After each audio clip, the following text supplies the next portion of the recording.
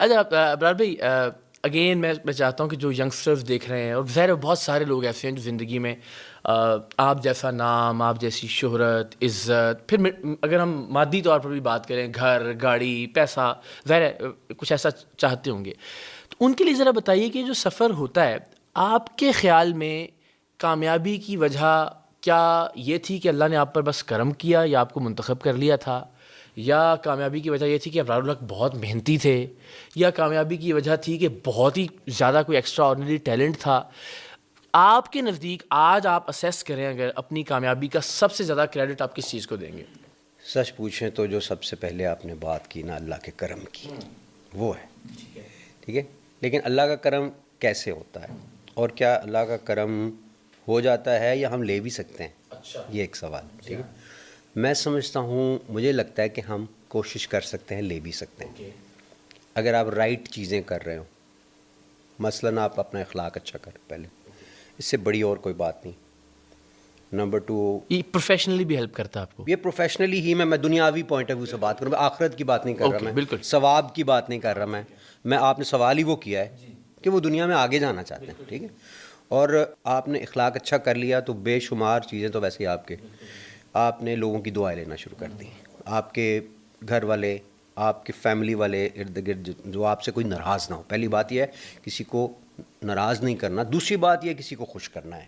Step 1 یہ ہے کہ کم سے کم یہ کہ کوئی ناراض نہ ہو. ہاں، اور دوسری بات اگر آپ نے خوش کر دیا کسی کو تو بہت ہی اچھی بات ہے. تو پھر سمجھ لیں آپ کے لیے آسانی منزلیں کھلنا شروع ہوگی. پہلا تو اللہ اسی سے راضی ہو گیا. دوسرا یہ ہے کہ اللہ سے مانگے. یہ ہم اس کو بڑا نارمل بات سمجھتے ہیں. میں تو ہمیشہ کہتا ہوں کہ مانگنے سے مل جاتا ہے. لوگوں کو اتنا اندازہ نہیں ہوتا کنوکشن. یعنی رسول اللہ صلی اللہ علیہ وسلم جب مانگا کرتے تھے نا، ایسے جیسے لسٹ بنا کے نا کہ 2 کلو آلو، 2 کلو پیاز، اتنی بھنڈی، اتنا یہ، اتنا وہ، یہ سب لے کر آنا. ٹھیک، اسی طرح وہ مانگتے تھے اللہ فلاں ملک کا بادشاہ چاہیے، ہمیں 2 عمر میں سے 1 عمر دے دیں، اس میں سے یہ، اس میں سے. ٹھیک ہے، پہلے آپ نے ایک لسٹ بنائی، اس کے اوپر اللہ میاں سے کہا اچھا اللہ میاں جی پلیز آپ اپنی لینگویج استعمال کریں، جانوں کہنا ہے، انہوں کہنا ہے، کچھ کہنا ہے، وہ کہہ کے اچھا اس بات کو ذہن میں رکھنا ہے کہ یہ کوئی بات وہ نہیں ہے کہ جو گناہ گار نہیں ہے صرف وہ مانگ سکتے ہیں. گناہ گاروں کی زیادہ سن لیتے ہیں، کیونکہ وہ کبھی کبھی آتے ہیں اور وہ زیادہ شوق سے وہ مانگ رہے ہوتے ہیں تو اللہ کا چل تو آ جا. اس لیے یہ سب کے لیے ہے، یہ ریسیپی سب کے لیے ہے، کراس دا بورڈ، کیونکہ ہم سب گناہ گار ہوتے ہیں، یہ بات مان لیں ہم. اس لیے مانگنا اور اللہ سے مانگنا وہ تو بہت ہی ضروری ہے، اور اسی سے وہ ملتا ہے.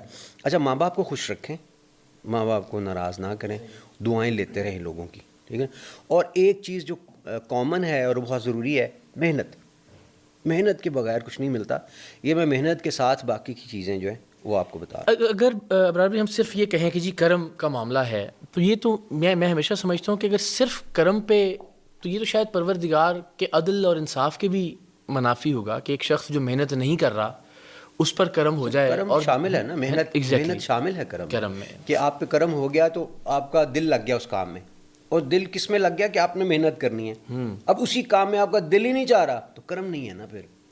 اچھا، اس میں تھوڑا سا مجھے یہ نا ایک بڑا مزیدار سا موضوع ہے کہ ایک کام ہے، مثال کے طور پہ آپ ایک گانا تخلیق کر رہے ہیں، اس میں آپ کو بڑا مزہ آ رہا ہے، تو آپ اپنے کمفرٹ زون میں ہے نا، تو کیا وہ بھی محنت ہوگی، یا محنت وہ ہوگی کہ آپ کا دل نہیں چاہ رہا لیکن آپ کو ہے کہ یار اب کوئی نئی چیز کرنی ہے اور آپ اپنے کمفرٹ زون سے نکل کے وہ کام کرنا چاہ رہے ہیں اور کرنے کی کوشش کر رہے ہیں، وہ محنت میں شمار ہوگا؟ یہ ذرا محنت کی ڈیفینیشن مجھے ایک تو دیکھیں نا، میں آج مجھے اپنا سریام کا ایک چھاپا مارنے میں بڑا مزہ آتا ہے، تو وہ تو مجھے وہ شاید محنت نہیں ہے نا، وہ میرا کمفرٹ زون تو ہے اٹ سیلف. یہ کہ مجھے رات 12 بجے جاگنا ہے، سخت نیند ہے، مجھے خوف ہے میں جاؤں گا آگے سے گولی چل جائے گی، اور اس پہ قابو پاتے ہوئے اپنے کمفرٹ زون سے نکل کے وہ کام کرنا، یہ وہ محنت ہے. دونوں میں سے محنت کیا ہے؟ اچھا، دونوں میں محنت ہے. ایک میں آپ کا دل بھی لگا ہوا ہے ساتھ، دوسرے میں صرف آپ کا ذہن کر رہا ہے کام. ٹھیک ہے نا. اچھا، عموماً میوزک کی فیلڈ میں یہ ہوتا ہے کہ جس میں آپ کا دل بھی لگا ہوا ہے نا ساتھ، دل آپ کو نا تصورات کی اور سروں کی ان جگہوں پہ لے کر جاتا ہے جس پہ آپ کا ذہن نہیں لے کے جا سکتا. واہ، وہ آپ کو سچائی کی طرف لے کے جاتا ہے، ذہن آپ کو ٹیکنیکس کی طرف، ٹرینڈز کی طرف لے کر جاتا ہے. ہٹ سچائی ہوتی ہے ٹرینڈز نہیں ہوتے. اچھا. ٹرینڈز ہمیں لگتا ہے کہ ہوتے ہیں. جو سر سچے دل سے نکلیں اور وہ دیکھیں, یہ فارمولہ آپ کسی بھی چیز پہ لگا کے دیکھ لیں, جس سے آپ دل سے پیار کر کے کام کریں گے نا.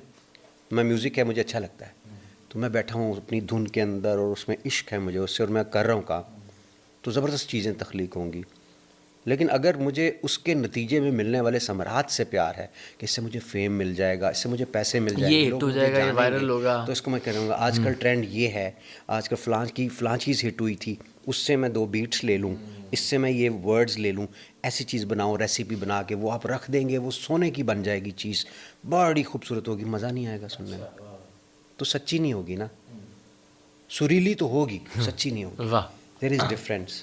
ایک بار میں نے گانا بنایا, عرفان کیانی بہت ہی زبردست گیانی قسم کے آدمی ہیں, تو میں نے کہا کہ مجھے ووکل ٹیک دے رہا تھا میں, تو میں نے ووکل کیا تو تھوڑا سا نا بے سرا تھا, لیکن اس میں جان بڑی تھی, لگ رہا تھا ایسے آئی مین اٹ.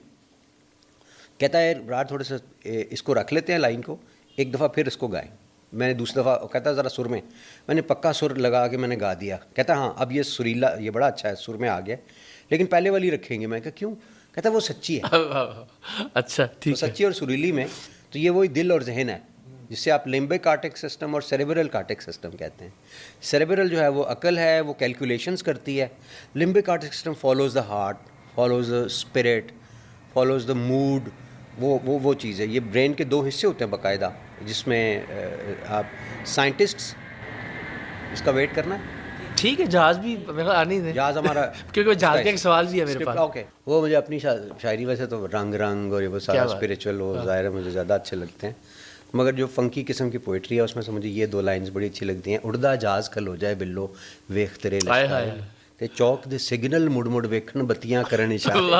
اور جدوں بابے نے بلو دے ول تکیا تے مچھاں وٹ کے تے تھوڑا تھوڑا ہسیا, تے نال کیتا کھاؤں کھاؤں, او دے دل دیاں ٹلیاں وجیاں نہیں بلو تیری ٹور وچ. کیا بات ہے.